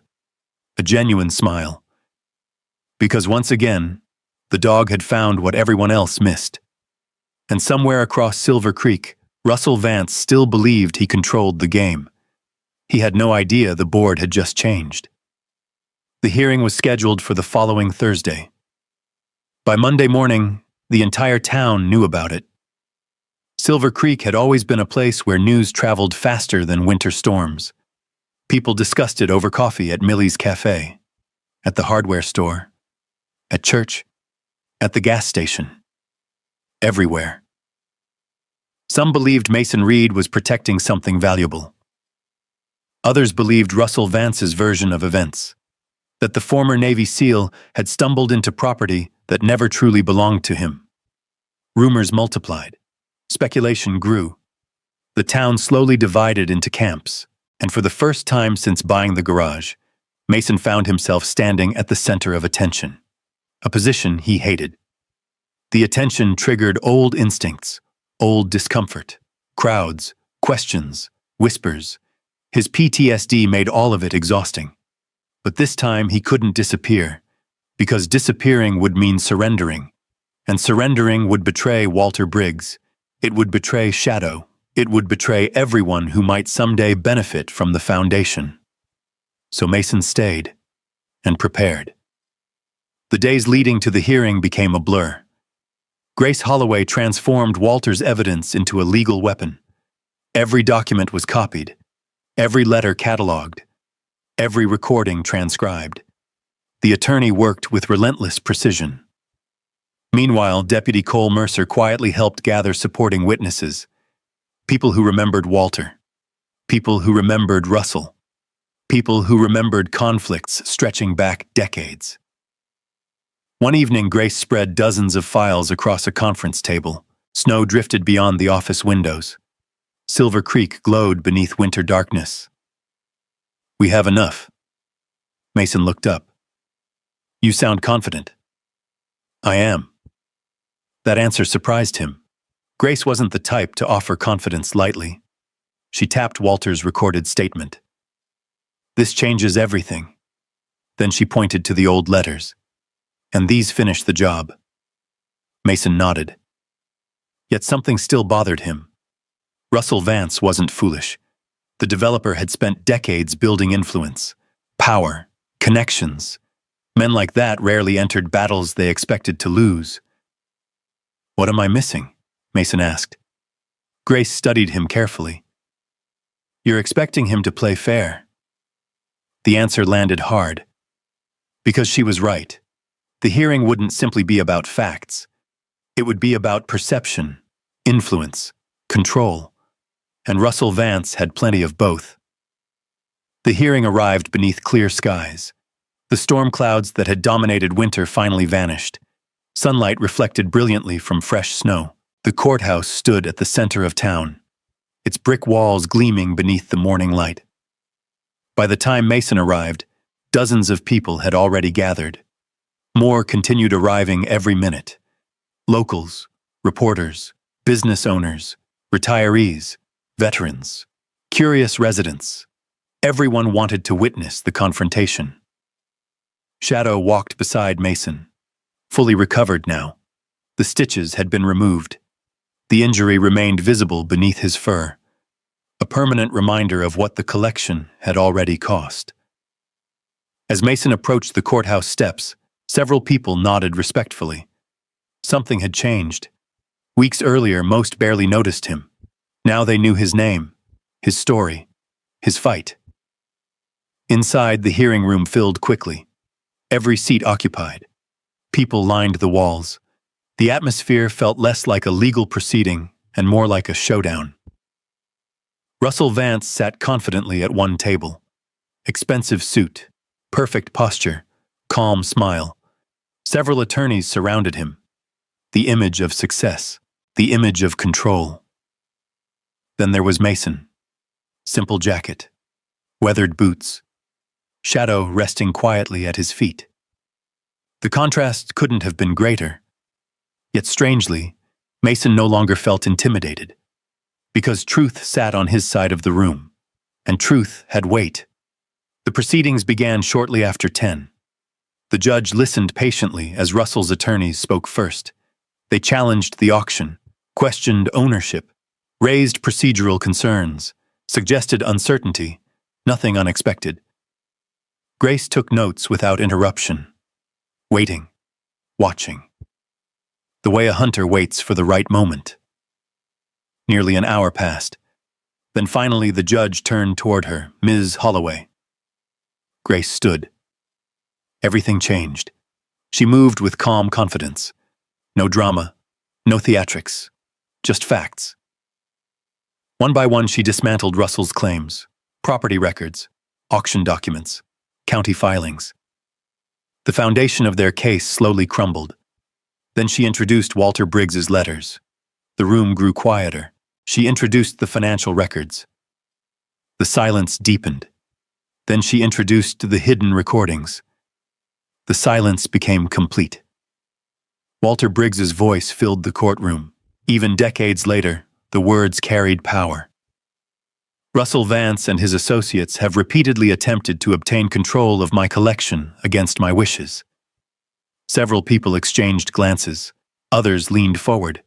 The recording continued. Detailed. Specific. Undeniable. Mason watched Russell carefully. For the first time, the developer's confidence wavered. Only slightly. But enough. Grace wasn't finished. The letters followed. Then the partnership documents. Then the rejected proposals. Each piece revealed the same pattern. Russell wanted control. Walter refused. Again, and again, and again. The story became impossible to ignore. The courtroom felt different now. The momentum had shifted. Everyone could feel it. Then Grace delivered the final blow. Walter's foundation plans, scholarship programs, veteran initiatives, trade schools, community investments, the true purpose of the collection. The room fell silent once more, because suddenly this wasn't about automobiles. It wasn't about wealth. It wasn't even about ownership. It was about legacy. The contrast became stark. Walter Briggs had envisioned opportunity. Russell Vance had envisioned profit. One wanted to build, the other wanted to possess. The difference mattered, and everyone in the room understood it. The judge called for a brief recess. People immediately began talking, whispering, reacting. Reporters hurried toward hallways. Phones appeared. Messages spread. The story was no longer private. It belonged to the town now. During the break, Mason stepped outside. The cold air felt refreshing. Snow sparkled across the courthouse lawn. Shadow stood beside him. The German Shepherd looked toward the mountains, toward Black Pine Road, toward the hidden kingdom that had started everything. A familiar voice interrupted his thoughts. "Looks like your dog was right." Mason turned. Deputy Cole Mercer smiled. The old lawman nodded toward Shadow. He found more than a hidden room. Mason glanced at the dog. "Yeah." Cole's smile widened. He found the truth. The second half of the hearing lasted less than an hour, because by then the outcome had become obvious. Russell's attorneys tried recovering ground, tried creating doubt, tried redirecting attention. Nothing worked. The evidence was too strong, too complete, too honest. When the judge finally delivered the ruling, the room became silent enough to hear people breathing. The decision came quickly. The auction remained valid. Ownership remained with Mason Reed. Walter Briggs's documented intentions would be protected. Any future foundation could proceed. Russell Vance's claims were dismissed. Just like that. Years of manipulation collapsed. Decades of pursuit ended. The room erupted, not chaotically, but emotionally. People smiled. Some applauded despite courtroom etiquette. Others simply looked relieved. Grace sat down slowly. Victory never changed her expression much, yet even she couldn't hide a small smile. Across the room, Russell Vance remained motionless. The developer stared at the evidence spread across the tables. The empire he built through influence had finally encountered something stronger: truth. Investigators waiting outside approached his legal team almost immediately. Additional questions, additional inquiries, additional problems. The consequences were only beginning. As people filed from the courthouse, Mason remained seated. For a long moment, he simply absorbed it. The fight was over. The collection was safe. Walter's vision survived. Shadow nudged his hand gently.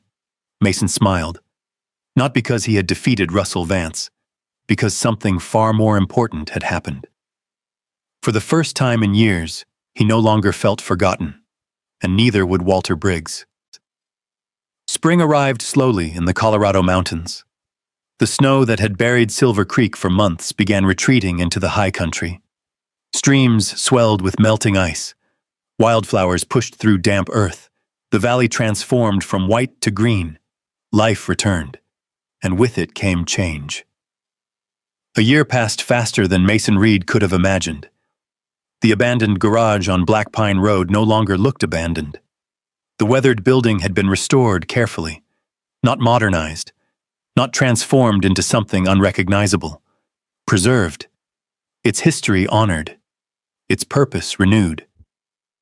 The faded sign had been replaced with a new one. Briggs Heritage Motor Center, the words stood proudly above the entrance, a name that belonged to both the past and the future.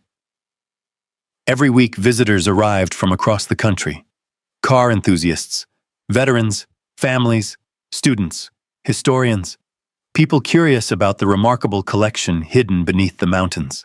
What began as a forgotten garage had become a destination. More importantly, it had become exactly what Walter Briggs envisioned. The foundation officially launched 6 months after the court ruling. Scholarships funded trade education. Veterans received career training. Apprentices learned restoration skills. Small grants helped struggling families and local businesses. The collection generated opportunity, purpose, hope. Everything Walter had hoped for. And somehow, Mason found himself at the center of it all. Not as an owner, not as a celebrity, as a caretaker, a steward. A man entrusted with protecting a vision larger than himself. Most mornings began the same way. Coffee on the front porch, mountain air, sunrise over the valley, shadow resting beside him. Peace, real peace, something Mason once believed impossible. The nightmares still came occasionally. PTSD didn't vanish simply because life improved, but the darkness no longer controlled him. Purpose had changed that. Community had changed that. People had changed that. For the first time since leaving the military, he belonged somewhere again. One morning he walked through the restoration workshop. The building buzzed with activity. Veterans rebuilt engines. Students learned fabrication skills. Retired mechanics shared knowledge accumulated over decades. The sound of tools echoed through the garage, not unlike the sound Walter Briggs once heard. The difference was that now the building was full of life. Mason paused beside a young veteran rebuilding a transmission. The man's hands were stained with grease, his concentration absolute. The scene reminded Mason of himself a year earlier, lost, searching, trying to find direction. Now dozens of people were finding exactly that. Because someone had chosen purpose over profit. Because Walter Briggs had refused to give up. Because Shadow refused to stop searching. The German Shepherd had become something of a local legend. Visitors asked about him constantly. Children wanted photographs. Veterans wanted stories. Tourists bought postcards featuring the famous K9.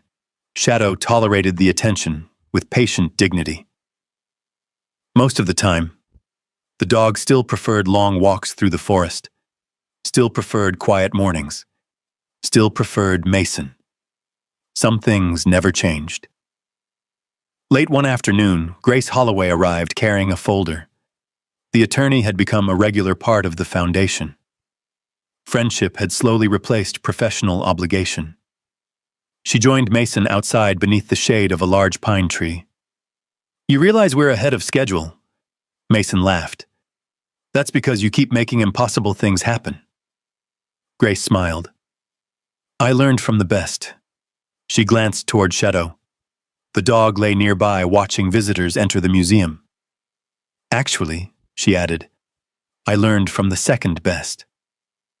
Mason followed her gaze. The smile that appeared came easily now, much more easily than before. Inside the folder were final plans for the dedication ceremony. The event would officially mark 1 year since the opening of the Briggs Heritage Motor Center. Town leaders planned to attend. State officials planned to attend. Veterans groups planned to attend. Even national automotive organizations planned to attend. The center had become far more successful than anyone imagined. The ceremony would include one final surprise: a monument. Mason had quietly approved the design months earlier. Very few people knew what it would reveal. The dedication day arrived beneath clear blue skies. Not a single cloud crossed the mountains. Silver Creek had never looked more beautiful. Hundreds of people gathered on the museum grounds. Families spread blankets across the grass. Children chased each other between exhibits. Classic automobiles gleamed beneath the sunlight. The atmosphere felt like a celebration. Because it was. A celebration of second chances. The mayor delivered a speech. Grace delivered a speech. Several veterans shared their stories. Many spoke about how the center had changed their lives. One man described finding employment after years of struggling. Another described rebuilding confidence through restoration work. A young student spoke about receiving a scholarship. The audience listened carefully. Because these stories mattered. They were the real legacy. Not the cars. Not the money. The people. Finally, the time came for the monument unveiling. A large cloth-covered structure stood near the museum entrance. Visitors whispered among themselves. Speculation spread through the crowd. Most assumed it honored Walter Briggs. Others believed it would honor Mason. Both guesses made sense. Walter created the vision. Mason protected it. As the crowd gathered, the mayor stepped toward the microphone. This monument represents the reason we're all standing here today. The audience applauded. The cloth remained in place. The mayor smiled. Many heroes played a role in this story. He paused. But one hero discovered what nobody else could. Mason felt emotion building in his chest, because he already knew what stood beneath the cloth. The mayor continued. One hero protected this legacy when it was threatened. The crowd grew quiet. Then the cloth was pulled away. Gasps immediately spread through the audience, not because they were disappointed, because they were surprised. Standing beneath the afternoon sunlight was a bronze German shepherd, life-sized, proud, alert, faithfully recreated in remarkable detail. Shadow.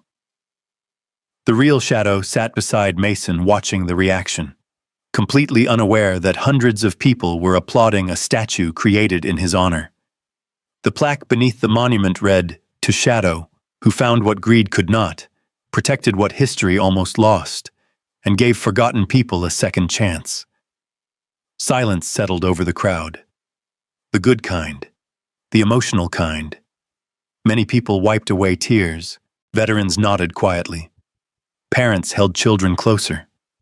The message reached everyone differently, but it reached everyone. Mason stepped forward. His hand rested gently on Shadow's head. The German shepherd leaned into the touch, exactly as he always had, exactly as he always would. For a long moment, Mason simply stood there, remembering the freezing truck, the nightmares, the loneliness, the auction, the garage, the hidden hatch, the vault, the attack, the injury, the fight. Every chapter, every struggle, every step. It all traced back to one stubborn dog refusing to walk away from a corner of concrete. The irony made him smile. A year earlier, Mason Reed had been a homeless veteran sleeping beside an abandoned lumberyard. Now he stood surrounded by friends. Purpose, community, hope. The transformation felt extraordinary, yet the deeper truth was even more powerful. The treasure hadn't saved him. The collection hadn't saved him. The money hadn't saved him. Connection had. Purpose had. Loyalty had. The things that truly matter. As the ceremony ended, visitors gathered around the statue. Children posed for photographs. Veterans shook Mason's hand. Families explored the museum. Life continued moving forward. The sun slowly lowered toward the mountains. Golden light spread across Silver Creek. The same mountains that once watched a broken man arrive. The same mountains now watching him heal. Mason looked toward the horizon, then down at Shadow. The German shepherd gazed back with calm brown eyes. No words were necessary. They had survived everything together, and now they stood at the center of a legacy that would outlive them both. Because in the end, the true hero of the story was never the man who found the treasure. It was the dog who refused to stop searching. If you believe loyalty, courage, and doing the right thing still matter, type yes in the comments below, and tell us where you're watching from. We love seeing this community come together from all across America and beyond. If stories about justice, perseverance, and ordinary people standing their ground mean something to you, subscribe and join us for the next story.